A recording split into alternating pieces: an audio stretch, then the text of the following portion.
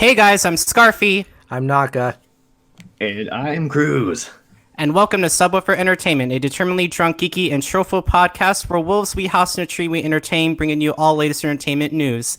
Sets a lot like a music appreciation class to talk about what's going on in certain topics and see how people react to them in certain ways. Guys, we have a very special guest with us. I would like to just jump right into it and announce our very, very special guest with us that you've all came for. We're excited just as much as you are. And he is here with us today. Please give a warm welcome to Mr. Jonah Scott, the English voice actor for Beastars. Hi guys. For Legoshi for Beastars, rather. How we doing? Good. How are we doing today? I'm great. After a nice hot cup of coffee and a couple of back stretches, I'm ready to sit down for an extended period of time. Well, I'm glad to hear that. Now, this is definitely a different... So, if anyone has never been to our show before, this is definitely something that is very different and new for us. We don't usually have our show start out like this. Usually we have like a different type of meme, but we actually had to set it up just for you, which is even more interesting. You know, because now we actually have to break things up and do everything we can. I just wanted to say thank you so much for agreeing to be on the show for me. This is very, very special. I don't know. I seriously don't know how, I guess we can go ahead and tell a story while we're at it. Do you want to hear it? Yeah. Of course. All right. I got time. Story time, All right. motherfucker. So it kind of involves Naka and I, so we're going to go ahead and jump right into it. So I believe I was asking, I was basically, I was a Beastars fanatic in last year. I watched the fan subs and I was very, very entertained by it. And then I basically said I'm gonna try and get Jonah Scott on our show. And then Naka basically went, and there's a little problem. Every time we have a show, they always complain about when I'm doing the movie section of our show. They complain that it's too long, and then Naka basically said, "If you get Jonah Scott to our show, I will shut the fuck up about the videos." Oh my god, tall order. Hey, that's about been the movie section. that was accepted. I'm And not going to talk about it anymore.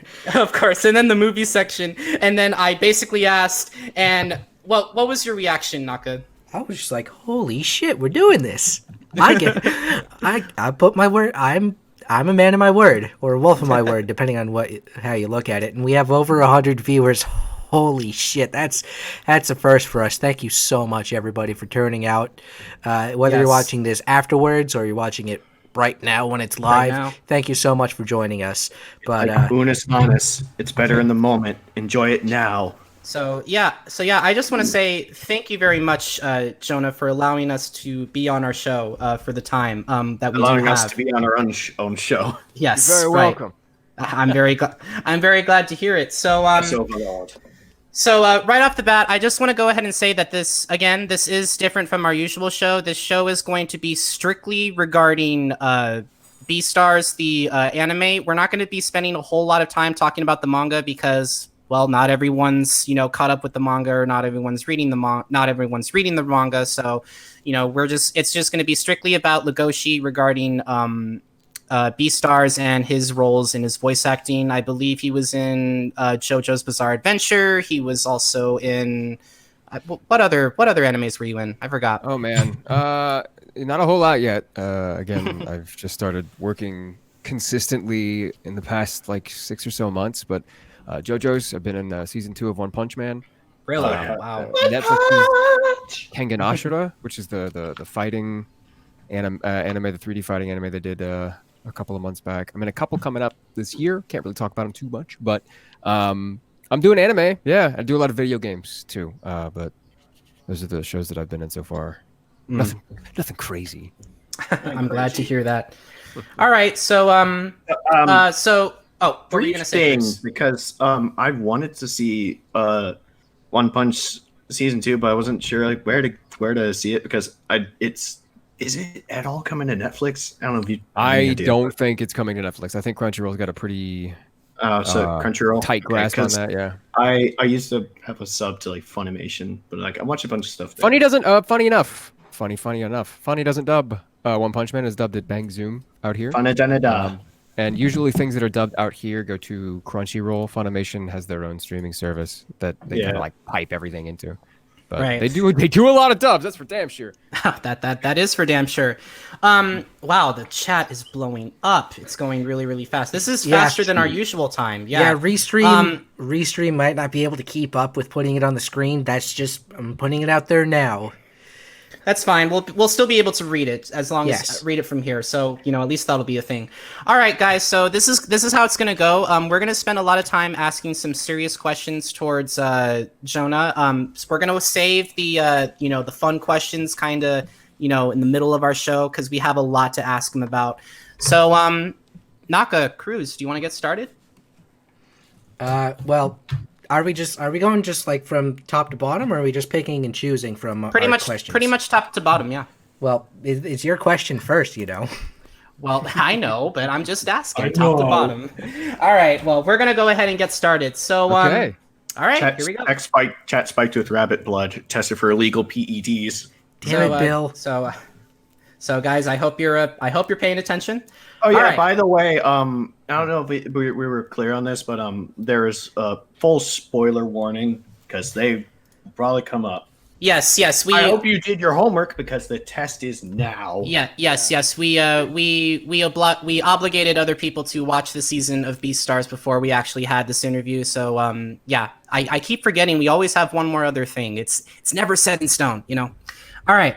So we're going to go ahead and get started with our serious questions right now. So one of the biggest questions that I have is what inspired you to become a voice actor and how did you get started? I did stage acting for almost a little over a decade before I even thought of being a voice actor. I was in college at the time. I think I was a sophomore, musical theater major, doing the whole theater thing, song, dance, acting. Had a minor in broadcast journalism because I thought I might want to do radio at some point. But sophomore year, I was kind of at a crossroads because I didn't know whether or not I was still on the musical theater track, but I didn't know whether or not I wanted to do that for a living because that takes a lot out of you as an actor, doing a show every night, dancing, being incredibly active in incredible shape. I guess the advantage of having a guy playing voice acting a guy who's in theater is that you don't have to really do the physical stuff. The heavy lifting, you just get to be it without get the voice the big guy. Well, so I think say it's not work. Right. I believe you actually said that to be a voice actor, you do actually have to enter theater. I believe that's what I heard from the grapevine. I don't know if it's true or not, but you don't have to. I know plenty of very good actors. Steve Bloom never taken an acting class in his life. That guy just walked into the studio and just had a cool voice, and he just had a cool cadence of speaking, and it just worked. That man just had the golden voice. But if he leaned into what his gifts were. He was a Hollywood producer for a period of time before he was a voice actor. I was doing acting since I was 8 years old, and when I was in college, I was playing Titanfall, I think, with my girlfriend at the time, and she had mentioned that Jack Cooper, who's the protagonist in Titanfall, sounds a little bit like me. And really? I'm like, okay, well, yeah. And I listened to it more and more, and then I realized it was Matthew Mercer who voices Jack Cooper. That name does sound kind of familiar. He's Matthew Mercer is the voice of I believe it's Kree from It's High Noon. That guy. Kree. Yeah, a lot of furries were, well, I guess I should say the anime community and as well as probably the furry community. A lot of people were expecting him to actually voice Legoshi, which is actually kind of interesting because Legoshi has this very deep but also very soothing, at times very soothing voice. So I'm actually kind of So so that was what inspired you to become a voice actor? Well, yeah, Titanfall, pretty much. My girlfriend said you could do that, and I'm like, well, I never really gave it a second thought. I didn't think people who did voice acting could do it for a living. I don't know why I just didn't make that connection, but after she said that, it's like, yeah, people do make a living. And then not a week later, I decided to do really shitty auditions from my dorm room. And I just kind of fell into place. People are like, we like your voice. You should keep trying to do this. And I did. And then I did like indie stuff for a while, and then I did paid indie stuff for a while, and then I was like, all right, well, I had a real talk with my parents and a couple of friends who lived in LA already, and I said, hey, look, I think I'm going to move to Los Angeles and try and be a voice actor, and they supported me. Wow. Funny thing, that's kind of the subject of because obviously it's not just because I'm a furry, but like the band I'm sure I'm wearing, Bad Wolves. One of the songs is about LA, and it's like everyone trying to move there to get the fame, and like, but it's also the other side of like trying to, I'm going to enjoy the ride while it lasts. Right. Exactly. Well, lots of big 80s bands had especially a lot of hair metal and new metal bands had their whole thing about I'm LA. big into thrash metal. I'm really annoyed because Testament's concert got delayed, or postponed. But the new album's coming out soon, which I'm happy about. Yeah. So what genre of anime do you enjoy? What was the series that like kind of inspired you? Like, were there characters and character traits? Do you have any favorite voice actors that became a source of inspiration for you? Yeah. The kind of anime I like to watch is I'm a huge fan of cute girls doing cute things. And I know a lot of people are gonna give me shit for that. But like shows like recently I watched Yuru Camp, which is adorable and it is amazing and it is so good. And I want to do there needs to be a Yuru Camp dub because it's just so nuanced. And all of those shows, while shows like JoJo's and One Punch Man are huge and you're always yelling and you're being theatrical and just fighting to fighting, doing over the top stuff. But there's the shows like that, the cute girls doing cute things are very down to earth, and it's a lot of opportunity for actors to show what they can do. Especially, I'm sure Japanese seiyus really prefer to do the grounded work because of that reason. Like when I saw Beastars for the first time, I'm like, wow. This is that shonen. This is that Clannad shit. We're in it now, boys. We're in the grapes now. Yeah, we're in the grapes, man. And that reminds me of the kind of show you're describing. A friend recommended to me, and you may know it. Love Live. Oh yeah, dude. My old roommate wrote Love Live. Oh really? Cool. Wow. Yeah, I was unironically super into it. Yeah, he when I was living with him, I think I moved in with him just at the tail end. You will give me an egg. Writing the adapted script for Love Live.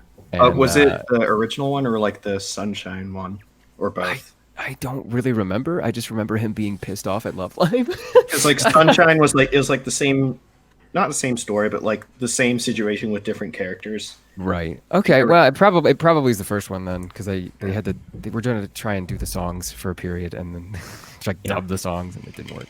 So were there any? So I forgot. Did I already ask you if there were any voice actors that became an inspiration for you? Or oh yeah, for sure. Matt Mercer.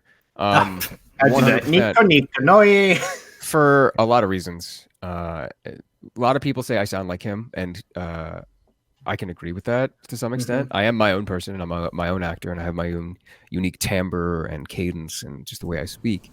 But I do sound like Matt from sometimes, and it's not just from I sound like him, therefore I idolize him kind of point. He's an incredible actor. I have never gotten to meet him, unfortunately, not yet at least. And he's just the nicest guy. All my friends are in very close proximity to him almost all the time. Wow. I've just never been in a studio with him at the same time, and when I do meet him, I do want to meet him at work, and I don't want to come to him as a fan. I want to come to him as another professional and say, hey, look, dude, I really like your work. I really like you, but I am here because I am working here because of you.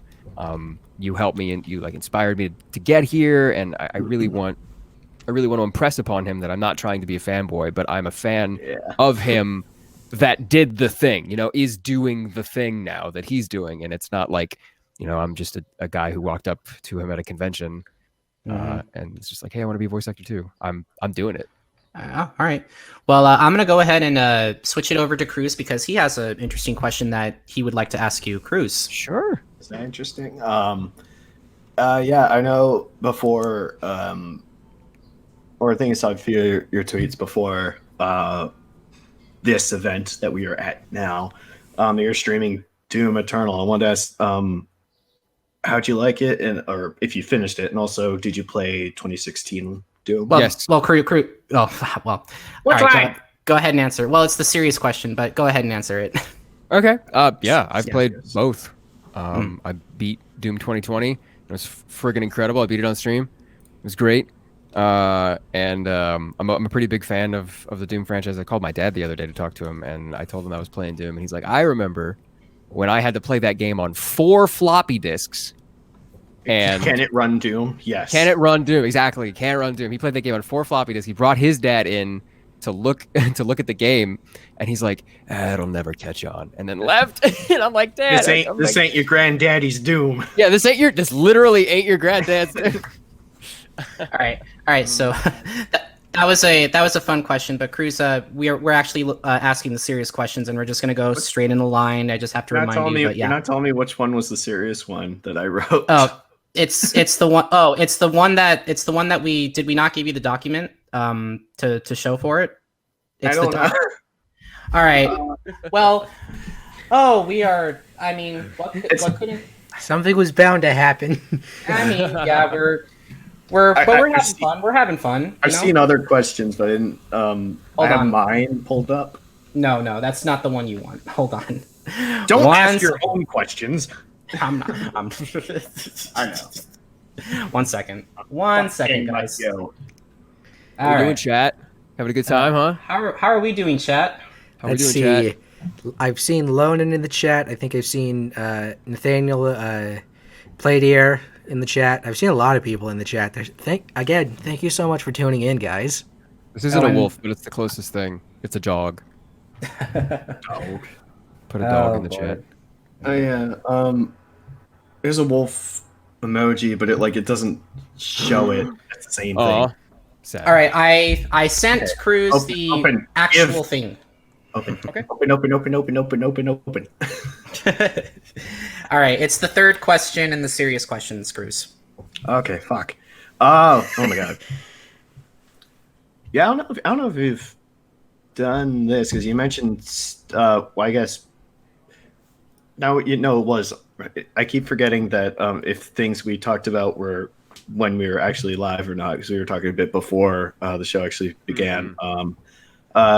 This question was put up as: do you think it's more difficult to be a voice actor or an actor that has to, perform on camera, or as I would say, on stage? A really good question. When I do conventions, I have a panel that I do at almost every convention that I do called Acting Styles.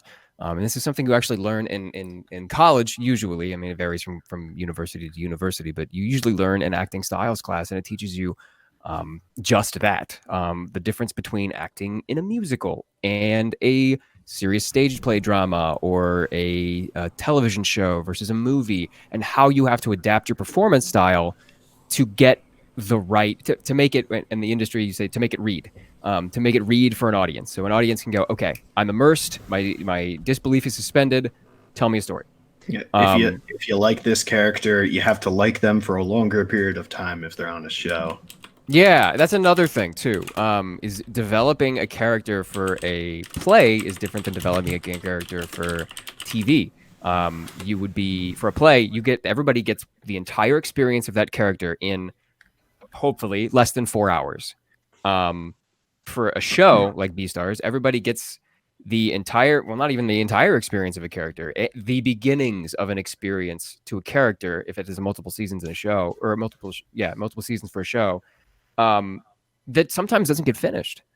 And that's really difficult, especially for a TV show, because I know a lot of actors that just, I mean, it's their job and they put their heart into it. But there's significant differences, and whether or not it's harder is hard to judge, because some people are better at one thing than another. I'm a terrible film actor, but I have an incredible voice, and I decided to use that instead.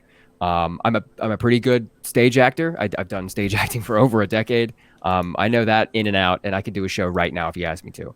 Now, if you threw me on a set and as a lead, we're set. Like we've thrown you on the set now, and told me to carry a show, I'd probably be very scared. Which is why this is another good point. when I got cast as Legoshi, I was fucking terrified. I was scared out of my mind. I mean, I think you guys have a question about this later on, so I don't want to spoil too much. But it was tough. But I was also on the polar opposite of that. I was elated. I was both excited and very scared. But whether or not it's harder to be a voice actor than it is a stage actor or a screen actor, I think it really just varies on your individual talents and what you're best at, what you enjoy doing. Acting is acting is acting is acting. Yeah. Again, or it's like not to say that like one is like either easier or like more valued than another, because sometimes let people do both. I mean, I guess Mark Hamill comes to mind. Exactly. So Kruz, are you gonna popcorn it to Naka? I believe I will. All right. Excuse me. Where and how did you first hear of Beastars? What was it like being approached to do Beastars, much less the titular character of Legoshi? Okay, here we go. All right. I heard of Beastars beginning of last year, around January of last year, and it was from my roommate. It was the year before that. It was from my old roommate. We were going out to see a movie or something like that, and he's like, I was watching. He watches a lot of anime just because he's in the industry like me. He's a voice actor and a writer and all kinds of other stuff, and he needs to keep abreast of everything that's coming out. And he's like, this show Beastars is freaking incredible. It's amazing, and I would love to be in it. And I'm just like, yeah, it looks good. The animation looks great. I didn't sit down and watch it until about halfway through that year. Wow. And then I was like, oh, this is going to be good. Like, I don't know who's going to have this, because out here, it's not, I think people have the idea that like studios themselves, like cast, like Netflix casts people. That's sometimes how it works, but it's studios that have the rights to cast and dub shows. So you don't know who's going to get what until the bidding war is over, because you literally bid for a show. Like One Punch Man went to the bidder that was the best, so it was Bang Zoom. Everybody, and if that ever changes, it'll go to another studio. So we have to, us actors, if you don't have an agent, you got to chase the show around. Wow. So I was like, okay, who the so you got to really keep up with it if it happens to change hands. Yeah, exactly. Like you go up to the interview, it's like, oh, we left like 3 months ago. Exactly. And I'm just like, okay, so who's gonna have Beastars? And it kind of, I think that's happening to South Park actually. Now they're changing it over to Hulu, no, HBO or something. Oh, yeah, South Park's going to HBO. Kind of off topic, but really, yeah. It's going somewhere else than where it is, which I think is Hulu. But yeah, but I want to make a quick comment. You bring up the point of where if you don't have an agent, you're basically trying to chase out that opportunity and trying to chase the show. It's kind of like a grassroots driver doesn't really have that much trying to make a name for themselves and just trying to go through the ranks, and they're just trying to get every opportunity they can. Yeah, which is what I was doing and still am doing to some extent. I have some friends that are going to attempt to help me get an agent, but everything that I have booked so far has been me. I was the one who found the work and the studios, and I put in the legwork and pounded the pavement to get out there and let people know what I sounded like. Everything up until now is me, including everything that's going to come out this year. So you really just have to not pretty much just bang on doors, say, hey, my name is Jonah Scott. Here's my demo. Thanks. Yeah. Bye. I was thinking of dropping mixtape. Yeah, that was something that I kind of was going to just punch or push in a question of like being a voice actor. It's obviously going to be different for everyone, but do you feel like because obviously Beastars is still it's still, I guess, fairly fresh for American viewing audiences. Do you have, I think this is actually another question I had, but I guess I'll figure it out now. I guess what's next? Or do you have an idea? What's next? Right now, it's been delayed several times, and I really don't know what's going on with it. But I'm slated to be the protagonist in Dying Light 2. The game, the Metro game. Yeah. It's not a Metro game. It's a Dying Light, which is like a zombie parkour survival game. I don't know why, because I feel like Metro would give up. Was it Last Light or I might be getting it mixed up. But that is also pretty cool. I think we need to. I'm sorry. I think we need to stay on topic just a little bit because I don't want to break the flow that we're kind of in. Wait, what? Were you saying no spoilers or spoilers? Somebody accidentally may have spoiled something. Something else. Okay. That relates to the manga. Don't look where I'm pointing. Yeah, I just want to remind the chat. This is spoilers for the first season of anime. Do not spoil anything that goes in the manga. And mods, please moderate the chat. That's all it was there, but it still showed up on the restream chat, so that's why we were like, don't do it. Yeah, that's why we're really going to go back commenced, and find we can kill the screaming now. Blur it out. Right. So Naka, is it my turn? Yeah, go ahead, Scarfy. All right. So one of the biggest questions that I have for you, did you actually get to meet the manga-ka creator of Beastars, Paru Itagaki? No. I did not. I don't think any of us did. Really?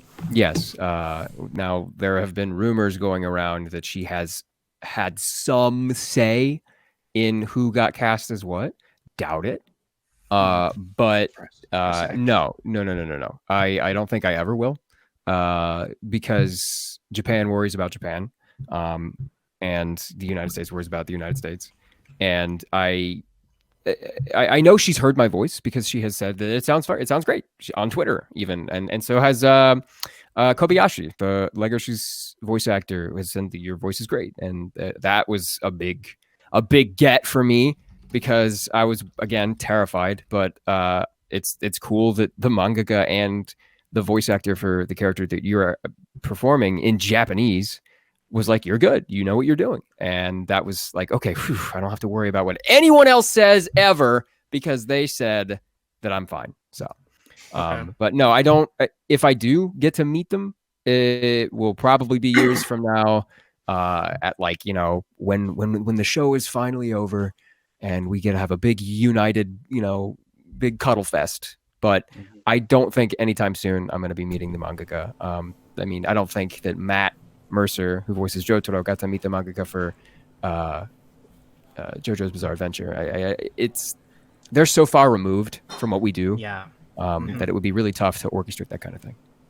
So if you couldn't guess, in the furry fandom, it is literally a dream for any furry in general to play an animal character, especially one on two legs. How did you get to play Legoshi, and what has been the experience like, even though you said you were like beyond scared to play this character? It was great. I looked at the character when I got the auditions, and I was like, I having watched the show already, I was like, okay, yeah, I can do this. I can do that. I listened to the Japanese voice actor before I did my audition, and I'm like, yeah, I sound like him. I don't have to change. I didn't have to change anything.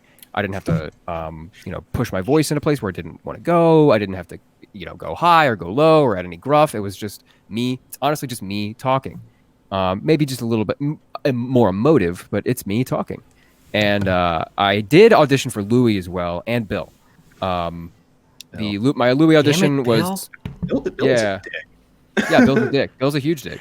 But I did audition for both of them, and I think I've told the story before. But to get when I heard that I got cast, usually you get an email that says, "Hey, you're cast. What's your availability for the next week?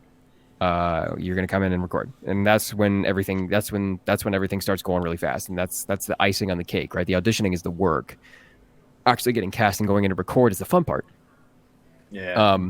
Once you know you're in, it's like, all right, you just get the freedom to like embrace it how you want. Because for someone like me, I am basically a parrot, and I like to mimic sounds and accents. And this it didn't cause any problems. But when I was living in Europe, when Hungarians tried to speak English, I would sort of unintentionally try to imitate a semi accent for some reason. And I grew up in Baltimore, so sometimes it comes out. I still say it. Like when you ask me for a natty bow, we go to Old Bay, go Balmer, and all that stuff. But how do you see it? I guess it's sort of a serious question, but not again a planned one. But what did you say what would you say for someone, I guess, like me, who likes to do like fun voices? Some of them might be more demanding than others, but like, is there like a niche that should be filled? I don't know, like someone's very very gravelly voice or like a high goofy voice. There's always a niche. There's always a niche. H. John Benjamin has one voice. Really? And he uses that voice for everything. There is rarely a time, except maybe way back when he was doing some Adult Swim stuff, that he changes his voice up. So like Steve the Bloom. Nicolas Cage voice actors. Yeah, Steve Bloom's got one voice. I mean, Yeah. for the most part, he can change it, make it a little bit more gravelly a little bit, but it's pretty one note for the most part. You know it's Steve Bloom when he pops up in your ears. You're like, oh wow, that's Steve. Everybody has a niche they need to fill. Everybody for the longest time kept saying that my niche, when I moved out here, would be and I don't really like comparing myself at all. That's a terrible way to go about doing this. But other people have done it for me, so I don't have to. They've been, when I moved out here, they're like, oh, Matt is baby Troy, and Jonah's baby Matt. You mean Troy Baker? Yes, Troy. Yeah, Troy Baker. I just know that because I watched Jacksepticeye, that he loves Troy Baker. Yeah. Yeah. Yeah. So is it? Sorry to interrupt real quick, but somebody in the chat, Ashley Anderson, is asking to finish what you were saying about also auditioning for Louis. Also, real quick, happy birthday, Louis. Gotta get that out of the way. Yeah. The character or the actor? Yes. Technically, it is the character's birthday today. Well, all right. Happy birthday, Louis. The only fictional character's birthday that I know is Ruby from the show Rooster Teeth's Ruby, which is her birthday is Halloween. Anyway, you were saying, Jonah? Yeah. I auditioned for Louis too and Bill. But usually you get an email. I didn't. I was working on another show at the same studio, and I was at work. I was in the booth, and the director came in, and he had a question about the show that we're currently working on to the second director that was directing me for the other show. Mm-hmm. And he comes into the booth after he's done talking, and he's like, "Oh, hey, you got that Beastars thing?" And I'm like, "Wait, back up! What the? Hold on." I did more than one audition. Which one did I get? Back the fuck. It's like, what role did I get? Yes. Yeah, exactly. Oh, you didn't hear? You're doing the entire cast. And then he goes, well, okay, well, it's the guy. And I'm like, but that doesn't tell me anything. I auditioned for 3 guys, Bob. And he's like, the main one. And then I spent a solid 5 minutes with both him and the other director in the booth talking about how excited I was to do this. Like, it sounded like it was going to lead into, I spent the next 5 minutes in the booth crying intensely. No, after that happened after the session. But I was like, in the 5 minutes that I was freaking out, I had to compose myself, and I'm like, okay, wait, you're at work right now. Just fucking finish your job, and then you can celebrate after you're done working. But I went outside, and I had a long happy cry outside Univision's. I think United States headquarters. Wow. Got a lovely little patio out there. And it was like 7:30. Spanish Univision? Yeah. And I just spent 5 minutes talking to my mom, who passed away last year. And I was like, we're doing it, Mom. This is the thing. This is it. This is going to be... I hate to like bring in like that meme, but like the mama I made it. It's like, it does mean a lot when like you did something and it's like, I wish this person could be here to see it. That's like what, that's like what TJ Oshie, who's I'm a Caps fan, what they said after his dad's still alive. He said, my dad doesn't remember much, but I hope he remembers this day. Something like that. Yeah, and I will. I think it was a lot to process. I was super happy, and I was terrified because I realized that this is a big show, and I am not allowed to screw this up. I am not allowed. It is against the rules. I cannot give a bad performance. And bad is relative. So that terrified me. Yeah, you always have the feeling of like you did something, you're like, oh, that was shite. And then you go and see it, everyone's like, loved it. I'm like, that was like me writing my history colloquium, like my capstone essay, like on the Habsburg Empire's collapse. And I'm like, my God, 48 pages later, is this okay? And they're like, oh yeah, it's great. I'm like, exactly. Oh, okay. Yeah. I'm just like, and like my bad is different than somebody else's bad. And the thing that really had me not like very grateful, but also worried, was that the studio that did Beastars, the studio that like dubbed Beastars, SDI Media out in Culver City, they give you a lot of freedom. If they know that you're a good actor, if they know that you know what you're doing, they just kind of let you go. And they'll give you corrections here and there to make the flaps fit better or to make it read better, because some of the translation is just terrible. Some of the translation is like hard to read out loud. You can read it in your head, but when you read it as a character, right, the sentence as a character, it just sounds bad. Yeah, it's and like we had to change it. God, that's like Ronnie. This happened a few times, especially on Game Grumps, but like Pantsu Hunter, it was like at one point Aaron just says, reads the thing, the silence linglers. Yes, it's all English, and like I had to. We have lovely writers. The writers are fine, but you know, when you get into the booth, everything kind of comes together at once. The direction, the performance, the writing, the translation, and everything. So you do have to change things on the fly, right? But yeah, I was gonna say, is it difficult to not get away with the character's persona or their quest on the show? Say that again. Is it difficult to not get carried away with the character's persona or their quest on the show? Oh no, I liken it to a horse with blinders on. When you go into the booth, you are a horse, a thoroughbred. You know what you're doing. You're good at your job, and everybody knows it. But you do tend to get distracted sometimes, and the director is there to put the blinders on and say, "Hey, we're doing this. This is what we're doing right now. This is what we're doing here. This is the situation." I'm lucky that I watched the show and read the manga, but this is what we're doing here. Mm-hmm. So it is difficult, but it is not. It doesn't happen all the time.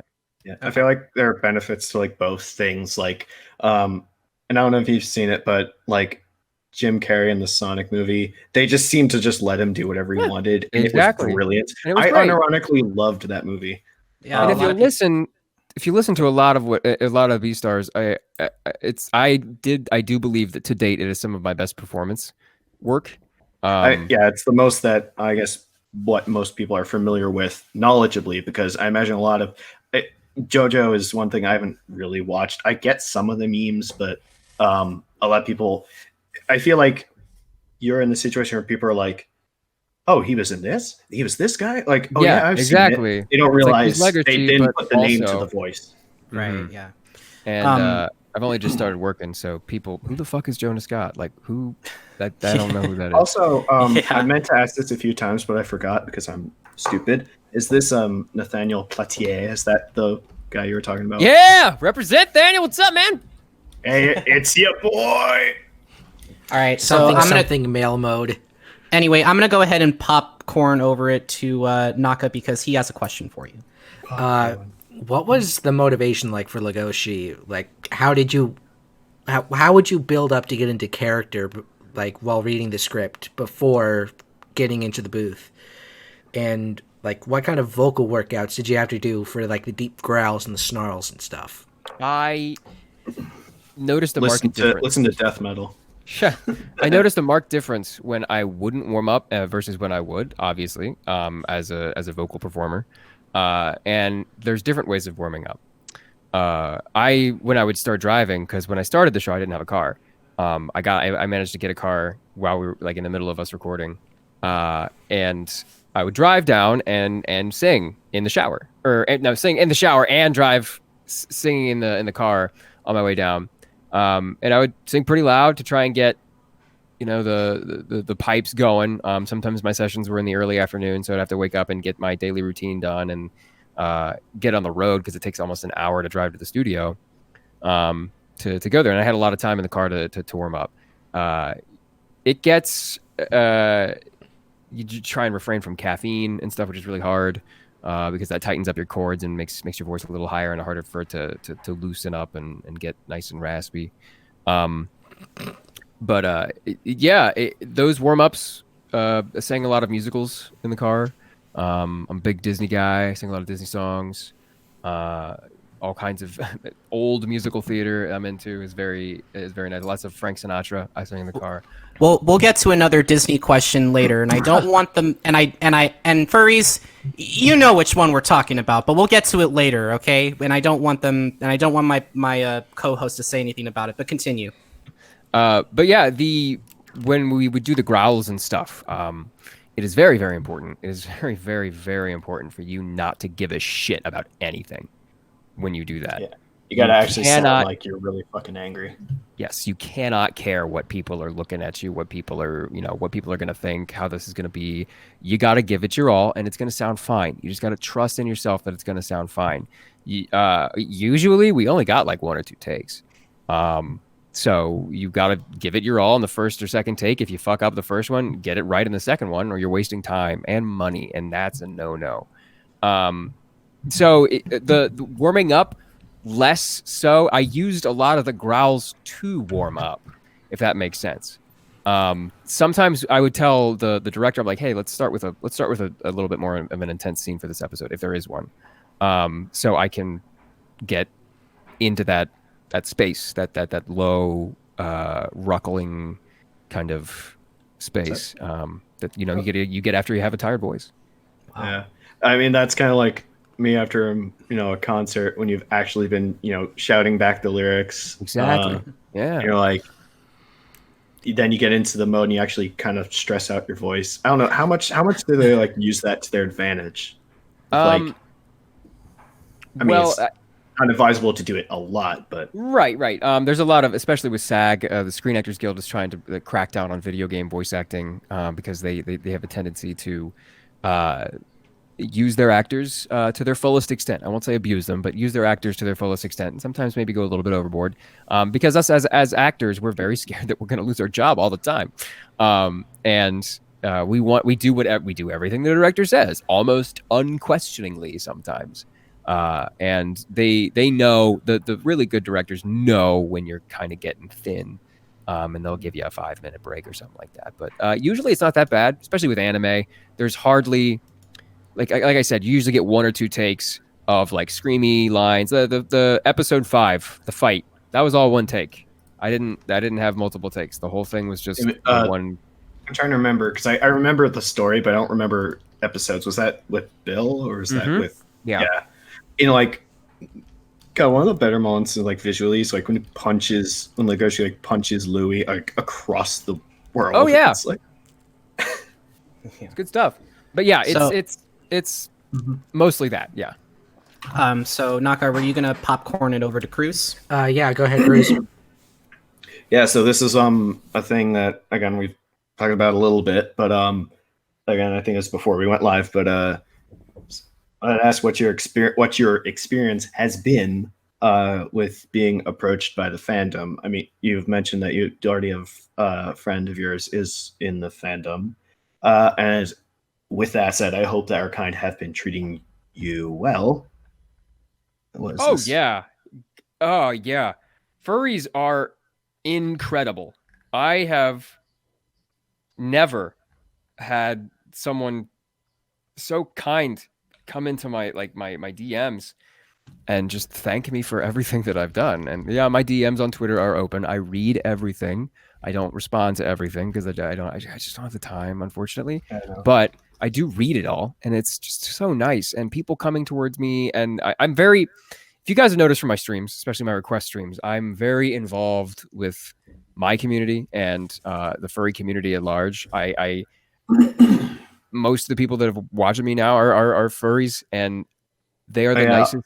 Yeah. Also, feel free to plug your Twitch or whatever. Oh yeah, come. I mean, most of you guys probably already watch my Twitch, but twitch.tv/JonahScoot. I stream almost every day, especially nowadays. And we have a good time. We talk. I do voice request streams on Friday. So if you come in, you get a free voice request. I'll read one freebie for you. Do it in the voice. Exactly. Everybody gets a copy of it too. So you get to use it for memes or, YouTube videos, whatever you want. Until I get in trouble, I guess I'm going to keep doing it. Nobody seemed to care so far, and it's just been good, positive advertisement for the show. So if it's not in an NDA, you don't need to worry about it. Yeah, you know what I mean? Like, the manga's out. Everything's technically a spoiler anyway, so... Kruz, is it my turn? It is your turn, good sir. All right. You have the speaking stick now. Yes. There are times when furries have in the past take a lot of judgmental shit. do you feel any pressure when voicing, I guess you can call it, quote unquote, a furry anime? You know, there's always like, you know, the bad stuff, you know, with furries, and then of course we also have the weebs versus furries, which always gets in the way. Like, how do you feel knowing that the furry community is admiring this character and others? I'm sure Paru and everybody else involved in Studio Orange are very grateful. I love it. I have no qualms. A character is a character. Whether it's a human, whether it's a monster, whether it's or an anthropomorphic wolf, it's a character, and you want to do your best to bring that person to life, because at the end of the day, they picked you to do this, and that is an immense honor. Especially like this, every day after I got cast, this just became a bigger and bigger deal. I just kept pushing it off. I just kept saying, it's not that big a deal. But every day, even now, every day I get people tagging me on Twitter and all kinds of things, and I realize, wow, this is very important to a lot of people, and I need to be the torchbearer for it. I need to be the knight and the representative for a lot of this, and I have to embrace it because it's a responsibility. And I don't take that very lightly. I try and interact with you guys as much as possible, and this is my job now as a quote influencer unquote. This is my job. You're training us baby influencers, getting us off the ground. Yeah. And I want to do everything. My time is your time, for the most part, when I'm not working or editing audio for work. My time is your time. Now, hold on just a second. I had too much coffee. I gotta pee, but I'll be right back. Don't worry. Yeah, I was about to say something about the voice acting stuff, but we'll wait for him to get back. Yeah, too much coffee. It's like the fucking. I forget what video it was in, but Jacksepticeye forgot to edit out a pee break, and there's just like a few minutes of silence in the video. So while Jonah Scott is currently going to the bathroom, let's check. So chat, how you doing? How you doing? Are you having fun yet? I know this. I know you don't. I know this is exactly what you came for. I mean, we do want to say right now that this is different from our usual. If we haven't said it before, this is different from our usual showtime. Our other shows are way different compared to this one. So, I'm very, very glad that you're having fun. Coffee does that to you. Just be fortunate. Just be fortunate it wasn't the coffee poops. Been rubbing some Purell. Everybody wash your hands. Yeah, please. Yes. That's all we're gonna say in these trying times. Other than, yes. Would you like an egg in these trying times? I offer you a Purell squirt in these trying times. All right. So I want to make a quick comment about you editing audio with some of the things like you being dummy thick, Legoshi being dummy thick, apparently. Yeah. I like I said on my request streams, you can have me say pretty much anything within reason, as long as you can tweet it without getting too much feedback. I'll say it. I'm sorry. I just read the comment. Gamer girl P? Nah, Wolfman P. Yeah. Next we're selling bathwater. Wonderful. But yeah, I like I said, I'm meme savvy, guys. So I'm ready for it. Well, I'm glad to hear that. So, what was it like working with the cast? Laura Jo Miller, she was, the voice actress for Kari in the Digimon anime, Griffin Puadu, Keith Silverstein, Kaiji Tang, etc. Well, I know Keiji, I know Griffin. They're very good friends of mine. Keiji less so. I've probably interacted with him maybe 5 or 6 different times, and I've had to reintroduce myself every time, but it's whatever. Griffin, though, he's a really good friend of mine. He helped me through a lot last year, and it was great because I got cast, and then I found the cast list, or was shown the cast list at one of my sessions, and I'm like, oh, Griffin is Louie, what the fuck? And I went home, and I texted him, I'm like, dude, it's us. It's you and me. Remember that thing we auditioned for? It's you and me. Are you ready for this? we were so excited. We're just like, this is a huge deal. It's a big deal, dude. All right, this is going to be a thing. And he's like, all right, I'm going to write a song. And I'm like, yeah, I'm going to sing the intro. And like, I'm going to plan a bunch of stuff and do memes and shit. And like, we were so happy, especially as somebody who's like 25, 26. And Griffin and I we've just started doing voice acting like several years ago. And how about Laura? Oh my God, Laura. Okay, I didn't get to work with her. I didn't even see her until we did the whole like cast sit down, and even then we're doing it remotely because she was so busy.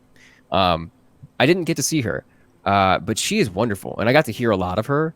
And it was crazy because I heard her in my headphones when I was recording, and I'm like, that's fucking Kari from Digimon. What the hell did you get yourself into?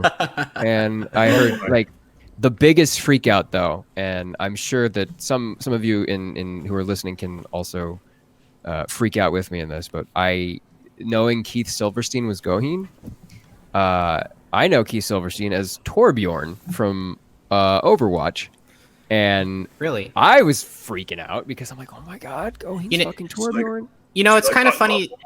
I don't get to Overwatch that much. I'm more of a Rocket League kind of guy. It's kind of funny you brought up Keith Silverstein because like the person that like there was like I guess you could say a set list of who I wanted to play, the English dub of Beastars, because we kept asking who's going to be the English dub, who's going to like, do we know who the English dub is? And it was taking forever. Every day it just got more intense because we were waiting constantly who was going to play these characters. Yeah. And one of the characters and one of the actors that I was actually hoping for to play I feel dirty for saying this, to play Goheen was Paul St. Peter. He had a very deep voice, and he was known for playing characters in JoJo. He played Xemnas in the Kingdom Hearts series. He has this very booming, very deep, gravelly voice. And then I hear Keith Silverstein. I'm like, this actually sounds really nice. I'm actually kind of digging this. I understand why they picked Keith too. There's a certain, regardless of whether or not they're animals, they're still anthropomorphic. So once you establish, he's a panda that's a large, like big dude, right? But you also got to put that humanity into it. And once you do, there's just something that happens that like you're just okay. Well, I believe that. It's not just a panda, right? It's a panda man, and you feel that. And Keith does a really good job of establishing this like rugged, almost, I liken it to almost like Vietnam guerrilla, like Colonel Kurtz kind of thing.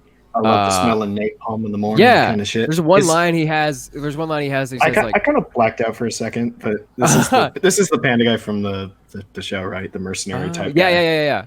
And this is he just does such a good job. Especially there's one line, I think he says like it's with him after Legoshi asks, "Who are you?" and he's like, "I practice psychosomatic medicine." And when he says that, I'm just like, "Oh my God, he's so fucking cool." He's like with the music in the background and just like him taking a drag on a cigarette. I'm just, so cool. And I get to I was freaking out because I get to act like adjacent to him, like next to him, with him in a scene. Wow, that's nuts.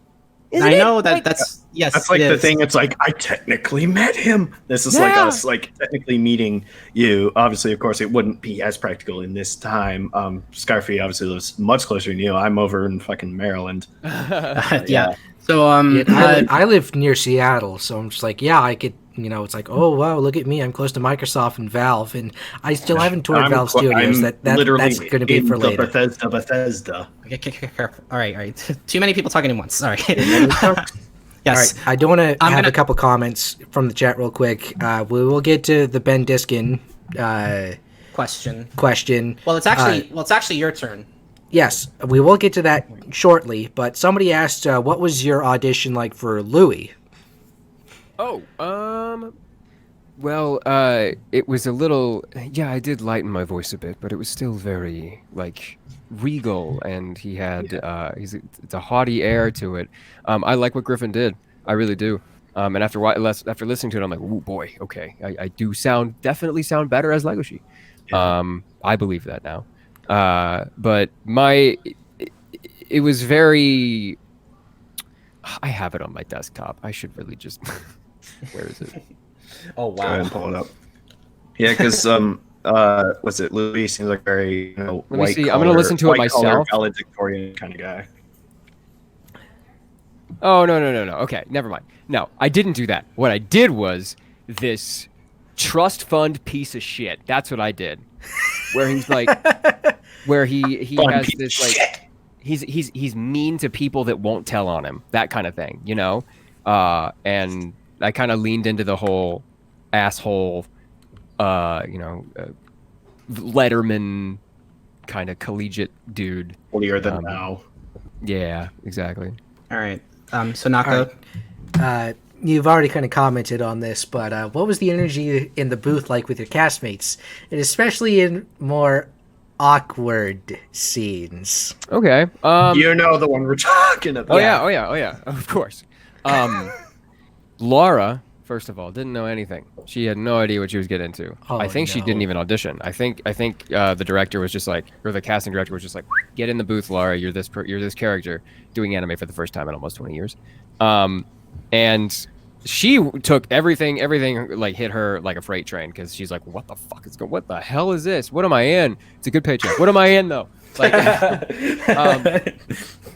I knew pretty much everything. We record separately. We don't record together. Everything, even all the scenes, even though it sounds kind of natural and as though we're playing off of people, sometimes you'll be able to hear the line beforehand. Most of the time you don't.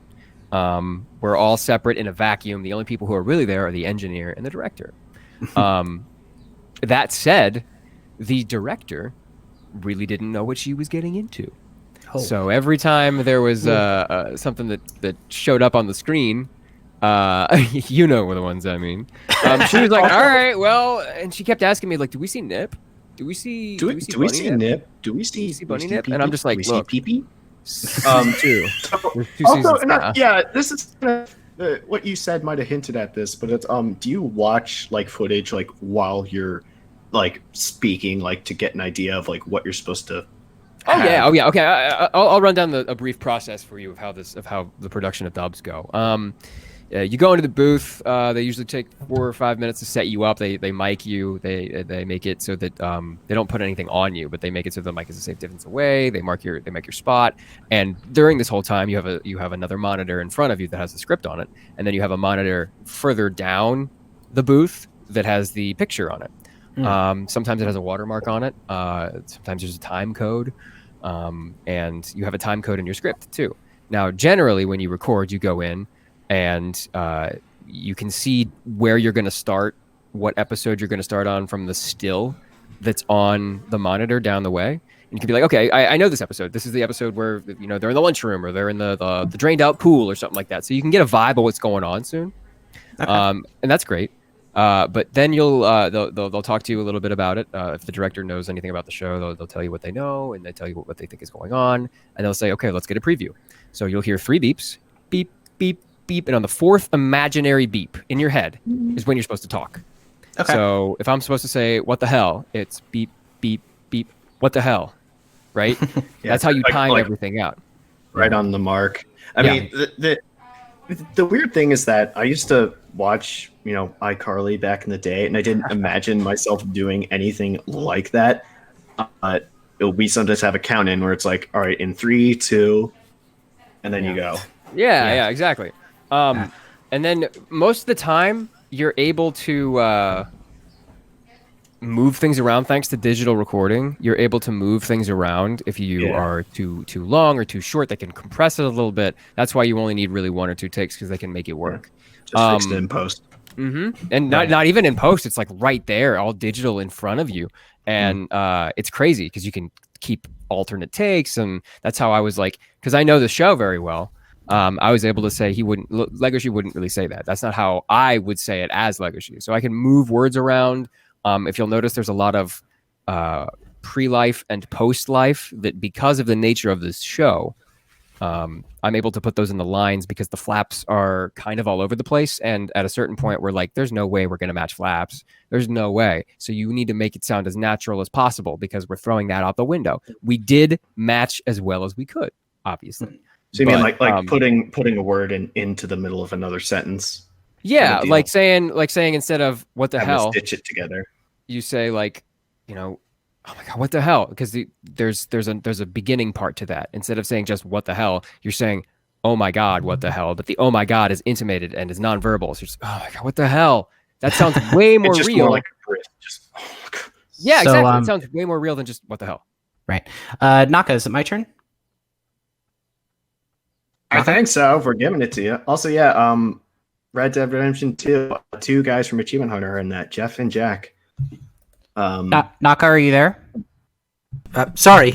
Excuse me. I had the mic muted, but I was going to ask somebody, Shingeki in the chat asked, how did Coco, Jonah's girlfriend, react to those scenes? Oh, I don't know. How did you react to those scenes? I wasn't with her. She's in California or Carolina right now. Okay. She was supposed to be here for the show being released and stuff like that, but we thought it was safer for her not to travel, so we canceled the trip. With what's going on right now, that's better safe than sorry. We're talking into herself. Anyway, north or South Carolina, because I'm much more familiar with the northern region of North Carolina. I think she's in North Carolina. I don't know. They kind of blur together at a point. Well, I've only been to South Carolina once, and that was a nice trip. Naka, is it my turn? All right. Yes, Scarfy, it is your turn. All right. So this is probably the biggest question of all. One of the biggest questions of all. Speaking of the cast, as you know, Benjamin freaking Diskin is also in this dub, who voiced Jack, and he was also responsible for voicing another character in a different anime called Agretsuko, who voiced Haida, which instantly became the fan favorite for most furries. Among his other well-known roles, what has been working with Ben Diskin? I don't think it's a stretch to say that that was probably the most surreal thing. The fact, not just working with him, but the fact that he's so nice. He is one of the nicest people I've ever met. And I got a little anecdote about working with him. I went in to record one day. I signed in, said hi to the receptionist, and shot the shit for a little bit. And I turned to sit down. They have a lovely couch, very nice L couch, super comfy, in the lobby of SDI. And I turn around, and lo and behold, I am in my element. I know my career. I know who Ben Diskin is. And I look on the couch, it's Ben fucking Diskin laying down, looking at his phone. And I clam up, dude. Sitting right fucking there. Yeah, I clam the fuck up. And I have when I'm in front of a crowd and I'm trying to work a room, it's easy. Like, that's stage work. I know what I'm doing. But like, in a more intimate setting, literally one-on-one with me and Ben Diskin, I clammed the fuck up. I was nervous as hell. Didn't know what to say. I was like, that's Ben fucking Diskin. You're going to go over and sit there. Act like you're scrolling through Reddit for a bit. Just act like you're scrolling through Reddit. And then I did. I act like I was scrolling through Reddit. And he's like, hey, how are you doing? And I'm like, I'm doing good. Thanks for asking. And then he's like, I like your shirt. And I look down and I'm like, oh, fuck. You channel your actual inner Legoshi to be like, exactly. I'm just like, oh, fuck, shirt. What's on my shirt? And I look down and it's a fucking Kingdom Hearts shirt. Oh, so guys, that is actually amazing because as you know, Benjamin Diskin voices Xehanort. He voices young Xehanort in Kingdom Hearts, so that's so amazing that he does that. So about the shirt thing, that's happened to me twice in the last 2 days. I was wearing a Creator, a German thrash metal band shirt, and someone noted it when I was at Walgreens, and then today someone Bad Wolves shirt and like oh, LA, is that because it kind of looks like the Raiders, the Las Vegas Raiders, the Shield. Yeah. Anyway, you were saying, Jonah? Yeah, I looked down and I noticed, fuck. It was, and it's not just a Kingdom Hearts shirt. It was a shirt that said Army of Heartless, and it was the poster design from Army of Darkness, but with like all the characters from Kingdom Hearts in the same position, with Sora holding up a Keyblade and like Riku and Kairi on his legs, and just a bunch of Heartless coming at him, and there's a big castle in the background. It looks really cool, and I'm like, oh shit, I didn't realize I was wearing that, and I said, yeah, I like it too. I like the movie and the show and the game. Yeah, sometimes you have that moment when you forget what you were wearing. That's when the guy was like singing the Creator shirt. I'm like, oh yeah, I am wearing it. Shit. And I said, I didn't say much. And then the director comes in, he's like, and she calls me back, and that was that. No, it wasn't. 2 days later, I get a DM from Ben. I didn't tell him I was voicing Legoshi. I didn't tell him shit. I just sat there and was quiet. And I get a DM in my Twitter from Ben Diskin, and I'm like, first of all, and it went to like my requests, and I'm just like, who's Ben Diskin? What? No way. And he's just like, he sent this wall of text to me. And he said, "Oh my God, you voiced Legoshi, and I listened to your voice when I was in the booth, and it sounds fucking fantastic. I was up for 2 days, pacing my room at night, wondering who they were going to get, and because I looked at the terrain in the current voice acting world, and I thought like, there's no one really that can do this that isn't going to charge an arm and a leg." And he told me that before I got there, he looked through the sign-in sheet to see who had been in that day, to see if any of them could have voiced Legoshi. And he's like, "No, none of these guys will do it right. None of these guys will do it right." But when you walked in and started talking to the receptionist and came over and talked to me, I thought in my head, I hope he voices Legoshi. And I got Ben Diskin's seal of approval. So wow. That was when I was just like, oh my God, thank God. Oh, this isn't going to suck. So I'm very happy to hear that. So I'm going to go ahead and push it over to Kruz just for a simple question. Then he's going to popcorn it to Naka, and Naka's going to popcorn it back to me. Kruz, go. It's a fun question. I think it's a fun question. This is you might have to personal bias aside just a little bit. Who is the goodest boy, Legoshi or Jack? Jack. Really? I was feeling that. Jack is just like Jack is the goodest boy. I love Jack. Nice Jack is the best boy. Jack is just such a nice guy kind of thing. He's almost too nice. He's like, he remembers the beetle that Legoshi took care of. He's like, oh no, his beetle is dead. And he's like about to cry. Oh yeah. He cares so much about that beetle. So really, you do think that Jack is the best boy? I think that Jack is the best boy. Okay. I don't know if you're being serious, but I do. Yeah, I do. Well, I'm glad to hear. Well, oh wow. You heard it, folks. Jack is goodest boy confirmed. Yes, Jack is goodest boy. You can take that to the grave. You can take that to the bank. All right, so Kruz, are you going to popcorn it to Naka? That's the sound of popcorning. All right, go Naka. All right, somebody had asked this like in the chat earlier. I believe it was HD Jabs. What was your favorite scene in Beastars? I almost said Beastars for whatever reason. God, it's Beastars. Well, I'm thinking BAY, not BAE. That like Baywatch and Beastars? It's Beastars, as in Beastar. But like in terms of voice acting in season 1, what was your favorite scene? In season 1, my favorite scene to record. In season 1, yes. Okay. For the record, we haven't recorded any season 2. It's just, they only said it was coming, and the thing said, see you, season 2. For season 1, I had several. And one of them, the one that I really wanted to do well, and thank God everybody seems to really, really like it, was the fight with Bill's fight. Because I listened to it for the first time, and I thought, oh my God, whoever is going to dub that is going to have a hell of a time. And I was in the booth that day recording that scene, and I knew what was happening. I knew my heart was racing. I was so nervous. I knew what was going to happen, and I watched it on the preview. It was beep beep beep, and then the Japanese actor goes fucking bonkers, and and then afterwards, this is like I have to what you call chase the picture. When you chase the picture, I can't do that. Well, I mean, I knew that I could probably pull something like it off, and it would be literally impossible for me to do anything that the Japanese voice actor did because it was recorded in an entirely different way. But they played the preview, the 3 beeps, and then I had to chase the picture for almost a minute. And when chasing the picture, you hear the beeps to kind of lead you in and know where to start. But when you're chasing the picture, you're watching the picture and doing everything they're doing as they're doing it. So while I was punching, I was actually moving my hand and punching, an invisible Bill, not on the ground. I was standing, obviously, but I was still, doing the movement, doing the motion, making sure my chest was moving so it got the right, try to actually kind of get yourself out of breath. Yeah, no, literally get yourself out of breath. To make yourself, I mean, that does I don't know how much you want to go for authenticity.